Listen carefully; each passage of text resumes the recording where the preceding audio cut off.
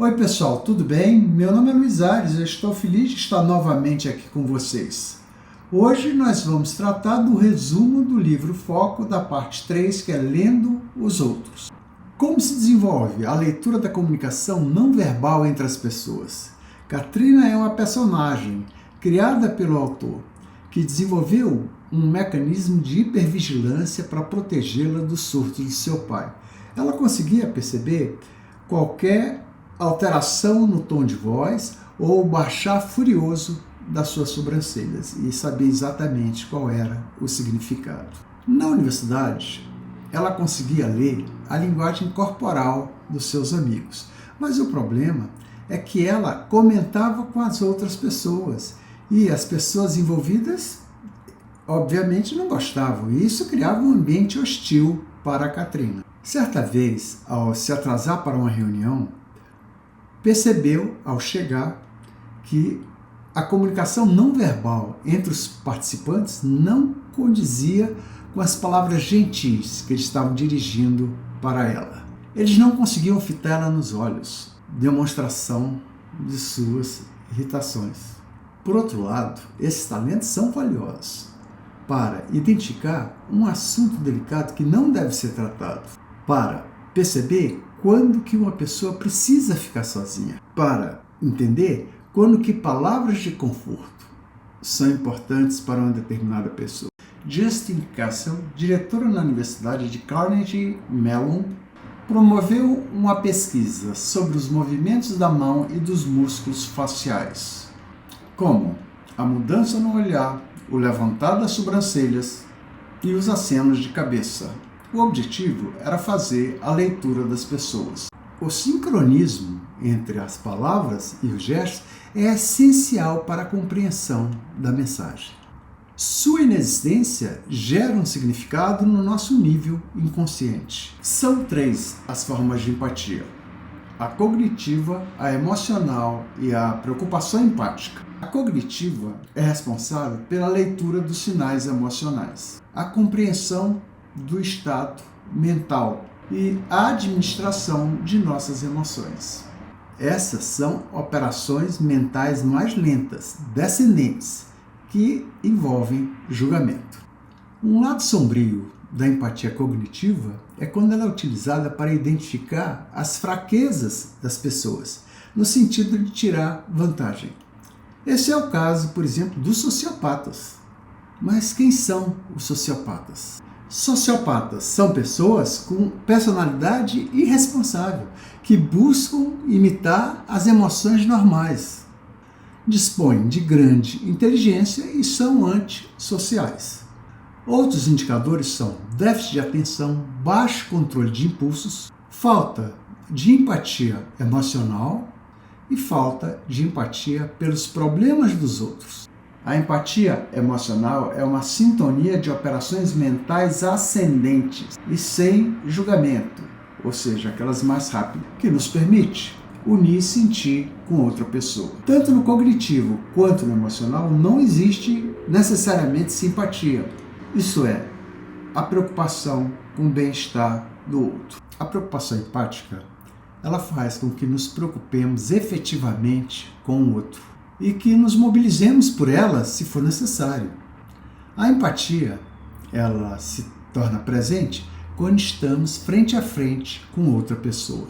A empatia cognitiva nos permite compreender as maneiras de ver e pensar de outras pessoas, mesmo que online. Segundo Tana Singer, que era diretora do Instituto de Cognição Humana e Ciências Cerebrais na Alemanha, você precisa compreender seus próprios sentimentos para conseguir compreender o sentimento dos outros. Quando na triagem para uma consulta em um hospital, uma enfermeira lhe atende de forma robotizada, lhe fazendo uma série de perguntas, medindo sua temperatura, sua pressão, seu nível de oxigenação, para ao final lhe dizer "foi um prazer", fica evidente de que não houve empatia. É a sintonia com os sentimentos, com os movimentos das mãos, dos pés, faciais, vocais que antecedem a relação. E a relação empática entre duas pessoas com foco compartilhado e uma sincronia física, inconsciente, que gera uma sensação agradável. A empatia exige um ato de autoconsciência. Lemos os outros ao nos conectarmos a nós mesmos. Vejamos agora algumas narrativas sobre a inexistência de preocupação empática. Uma mulher entrou sangrando abundantemente em um hospital e foi imediatamente atendida por uma médica e sua equipe, que iniciaram os procedimentos para estancar o sangramento. Chamaram uma ambulância e cancelaram todas as consultas do dia. Uma das pacientes da médica não compreendeu que o problema daquela mulher era muito mais sério que o dela. Eu tirei o dia de folga do meu trabalho. Como ousa cancelar minha consulta? Outra narrativa diz respeito à parábola bíblica do bom samaritano. Um homem ajudou um estranho que havia sido espancado, roubado e estava ferido, deitado no acostamento de uma estrada. Duas outras pessoas haviam visto o homem e, temendo o perigo, haviam atravessado para o outro lado da estrada e deixado o homem ao lento. Segundo Martin Luther King Jr., a questão está relacionada à pergunta que foi feita. Os que deixaram de prestar ajuda se perguntaram: se eu parar e ajudar esse homem, o que vai acontecer comigo? Já o bom samaritano se perguntou: se eu não parar para ajudar esse homem, o que vai acontecer com ele? Quando estamos absortos em nós mesmos, nos tornamos indiferentes com relação à aflição dos outros. No instante em que nos reconectamos ao mundo, percebemos as outras pessoas e podemos nos sintonizar com elas, com seus sentimentos e necessidades, e expressar nossa preocupação empática, que é a que queremos do nosso médico, do nosso chefe ou do nosso cônjuge. A preocupação empática, ela surge nos primórdios da infância. Quando o bebê ouve outro chorar, ele também começa a chorar. Surge o desconforto da experiência direta da aflição do outro. Uma empatia emocional primária, combinada com a mesma emoção que um pai e uma mãe sentem em relação ao seu filho. Os sentimentos morais derivam da empatia e é algo instantâneo. Já a reflexão moral é um processo lento, que é analisado no nosso processamento mental lento. Há quem tema que uma das consequências do fluxo frenético de distrações que enfrentamos hoje em dia seja uma erosão da empatia e da compaixão. Quanto mais distraídos estamos, menos podemos expressar empatia e compaixão. Quando há escassez de recursos, a necessidade de competir por eles pode se sobrepor à preocupação empática. A competição ocorre em quase todo grupo social, seja por comida, parceiros ou poder, ou até mesmo no caso de uma consulta médica. Imagine você conversando com uma pessoa que não lhe dá a oportunidade de encerrar a conversa. Ele não consegue fazer a leitura dos seus sinais e você não quer ser grosseiro. Por que será que alguns indivíduos entendem com clareza as pistas recebidas? Têm sensibilidade social e outros não conseguem decodificar. Esse é o indicativo para o diagnóstico da dislexia social.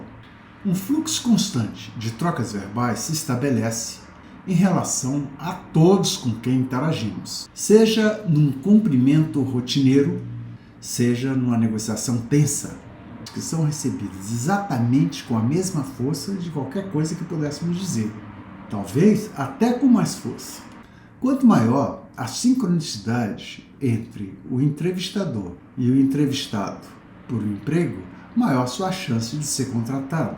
Esse é um problema para aqueles que são gestualmente disfuncionais. Não conseguem fazer os movimentos certos para reforçar o que estão dizendo. Nossos olhos são ricos em informações emocionais. Os autistas ficam ansiosos quando alguém fixa o olhar sobre o deles. Os pés de galinha ao redor dos olhos de uma pessoa quando ela está sorrindo nos dizem que ela está sendo sinceramente feliz. A ausência dessas rugas indicam uma falsa alegria. O contexto nos oferece as pistas sociais que podem guiar a forma como nos comportamos. Nos permitem agir com habilidade independente de qual seja a situação em que nos encontramos. Elas sabem não apenas o que dizer e fazer, como o que não dizer e não fazer. Elas seguem instintivamente a etiqueta, que é se comportar de uma maneira tal que deixe os outros à vontade. Entender como as pessoas estão se sentindo em reação ao que fazemos ou dizemos permite que consigamos vencer verdadeiros campos minados ocultos. Os poderosos somente atentam para as outras pessoas e para as verdades quando lhes convém. Os psicólogos sociais têm estudado as relações entre o poder e as pessoas em quem prestamos mais e menos atenção. Nos focamos naqueles que mais valorizamos. Se você é pobre, depende do bom relacionamento com amigos e familiares, a quem pode precisar pedir ajuda. Os pobres são particularmente atenciosos com os outros e com as necessidades alheias. Por outro lado, os ricos podem contratar ajuda, pagar por uma creche particular ou mesmo pelo serviço de alguém. Elas podem se dar o luxo de se preocupar menos com a necessidade dos outros e, dessa forma, prestar menos atenção ao sofrimento deles. São as pessoas mais simples nas organizações que têm mais habilidade para ler emoções e expressões faciais. Em qualquer interação, a pessoa mais poderosa tende a focar menos o olhar nos outros do que os demais e tem mais chances de interromper todos os sinais de falta de atenção. O tempo de resposta de e-mails de uma pessoa revela seu poder social no meio em análise. Quanto mais tempo uma pessoa ignora, mais poder social relativo ela tem. O chefe deixa e-mails sem resposta durante horas. Os que estão em hierarquia inferior respondem em questão de minutos. Bem, pessoal, encerramos aqui o resumo do capítulo 3 do livro O Foco. Nos próximos 15 dias, vocês estão convidados a acompanhar com a gente o resumo do capítulo 4. Muito obrigado a todos.